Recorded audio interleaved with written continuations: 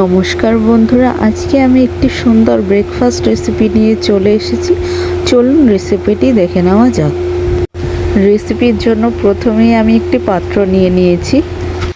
এবার ওই পাত্রের মধ্যে নিয়ে নিতে হবে বেশ খানিকটা পরিমাণে ওটস দেওয়ার পর আমি ওর মধ্যে দিয়ে দেবো একটা মতো ডিম। এরপর দিয়ে দেবো ঝিরিঝিরি করে কেটে রাখা পেঁয়াজ দেওয়ার পরে আমি ওর মধ্যে দিয়ে দেবো পাকা টমেটো কুচি এবং কাঁচা লঙ্কা কুচি। এবার ওর মধ্যে আমি দিয়ে দেবো সামান্য পরিমাণে লঙ্কার গুঁড়ো এবং জিরার গুঁড়ো।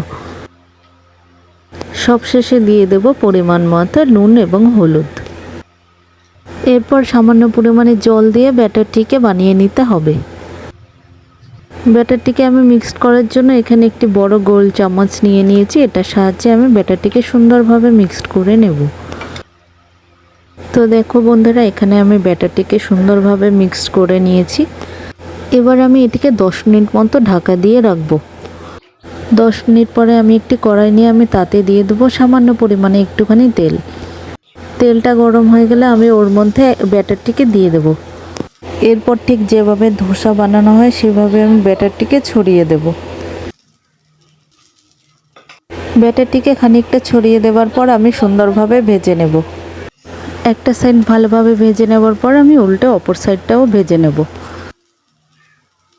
এভাবেই উল্টে পাল্টে ভেজে নেওয়ার পর ভাজা হয়ে গেলে আমি এটিকে একটি পাত্রের মধ্যে তুলে নেব। এই একইভাবে বাকিগুলোকেও ভেজে নিতে হবে। তো দেখো বন্ধুরা, আমার ওটসের পরোটা একদম রেডি।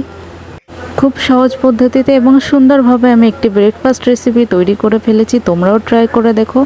তো আমার আজকের রেসিপিটি তোমাদের কেমন লাগলো কমেন্ট করে অবশ্যই জানিও। যদি ভালো লাগে ভিডিওটিকে একটি লাইক করে যেও এবং আমার চ্যানেলটিকে সাবস্ক্রাইব করে আমার পাশে থেকো।